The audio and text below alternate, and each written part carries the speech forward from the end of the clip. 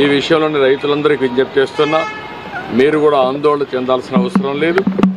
ఇటు రాష్ట్రం అటు కేంద్రం అన్ని ప్రయత్నాలు చేస్తాం. అందరిని ఆదుకోవడం కోసం ఏ విధంగా చేయాలని అన్నీ చేసి మిమ్మల్ని ఆదుకునే ప్రయత్నం చేస్తామని చెప్పి కూడా రైతాంగానికి విజ్ఞప్తి చేస్తున్నా. ఇప్పటికే నేను 3 లెటర్లు పంపించాను. ఎప్పటికప్పుడు ఇక్కడ మీటింగ్లు పెట్టుకున్నారు. ఇంత మునుపైతే మా రామ్మోహన్ నాయుడు గారు, అదే మరి చంద్రశేఖర్ గారు మినిస్టర్స్, అదే మరి లావు గారు పార్లమెంటరీ పార్టీ లీడర్ వీళ్ళంతా కలిసి మీటింగ్లో కూడా పార్టిసిపేట్ చేశారు. ఇప్పటికే రాష్ట్ర ప్రభుత్వ అధికారులు కూడా వచ్చి కేంద్ర ప్రభుత్వ అధికారులతో చర్చలు కూడా చేశారు. ఇవన్నీ చేసిన తర్వాత ఈరోజు ఒక కన్క్లూజన్కి వచ్చాం. రేపు మంత్రి గారు వచ్చి ఈ 4-5 విషయాల్లో మాట్లాడి ఒక క్లారిటీ ఇస్తారు. దాని మీద ఎప్పటికప్పుడు అందరితో కూడా సమీక్షలు చేసుకుంటూ ఈ ప్రైసెస్ పడిపోకుండా ఏం చేయాలో అన్నీ చేస్తాం. ఇది బ్రీఫ్గా దీనికోసం వచ్చాను. మీటింగ్ అయితే మంత్రి గారు లేకపోయినా ఇక్కడ మాట్లాడిన తర్వాత కొంత క్లారిటీ వచ్చింది. ప్రధానమైన ఉద్దేశం మిరప పండించే రైతులను ఆదుకునే విధానానికి ఈరోజు ఇక్కడికి వచ్చాను. అయితే అనూహ్యంగా ఈ సంవత్సరం వేరే దేశాల్లో డిమాండ్ తగ్గడం మన రైతులకు చాలా నష్టపోయే పరిస్థితి వచ్చింది. ఆ విషయమే మంత్రి గారికి చెప్పాను. ఎట్టి పరిస్థితుల్లో రైతులను ఆదుకునే బాధ్యత మన మీద ఉంది. రైతులను ఆదుకోవాల్సిన అవసరం ఉంది. ఏదైతే ఏ విధంగా ఆదుకోవాలనో వారికి అంతా కూడా సజెషన్స్ ఇచ్చాం. మామూలుగా అయితే ఎంఐఎస్ కింద మార్కెట్ ఇంటర్వెన్షన్ స్కీమ్ కింద 25% ఇంటర్వ్యూన్ అవుతారు. అది కూడా రేట్ ఎస్టాబ్లిష్ చేయడంలో ICAR ఏదైతే ఉందో ఆ వ్యవస్థ ఎస్టాబ్లిష్ చేశారు.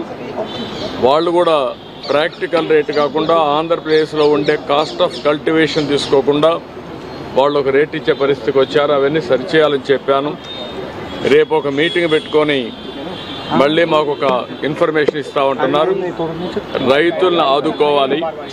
25% సీలింగ్ తీసేసి అవసరమైతే వాళ్ళ యొక్క వ్యవస్థలో గ్రూప్ ఆఫ్ మినిస్టర్స్ ఉన్నారు, కమిటీ ఆఫ్ మినిస్టర్స్ ఉన్నారు. వాళ్ళు కూర్చొని నిర్ణయం చేసి రైతులకు మేలు చేయాల్సిన అవసరం ఉంది. రెండోది, ఏదైతే 50% అంటే వాళ్ళు 50% ఇస్తే రాష్ట్రం 50% ఇవ్వాలనేది కూడా ఉంది. దాన్ని కూడా ఏం చేయాలని కూడా ఆలోచించమన్నాను. ఏదేమైనా రాష్ట్రంలో ఉండే రైతులకు న్యాయం చేయాల్సిన బాధ్యత ఉంది. అందులో కూడా ఇప్పటికే కొంత మార్కెట్కి వచ్చింది, కొంతమంది నష్టపోయారు, ఇంకా కొంత మార్కెట్లోకి వస్తూ ఉంది. దీనిపైన ఎక్స్పోర్ట్స్ ఎందుకు తగ్గాయి, ఎక్స్పోర్ట్స్ని ఏ విధంగా స్టెబిలైజ్ చేయగలుగుతాం.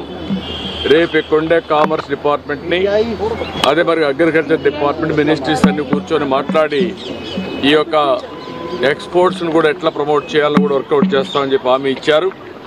అల్టిమేట్గా ఒక హోలిస్టిక్ అప్రోచ్ 25% నుంచి ఇంకా పెంచడం, ఇంకో పక్కన ఏదైతే రేట్ ఉందో కల్టివేషన్ కాస్ట్ ఆఫ్ కల్టివేషన్ ఉందో దాన్ని రియలిస్టిక్గా తీసుకొని చేయడం.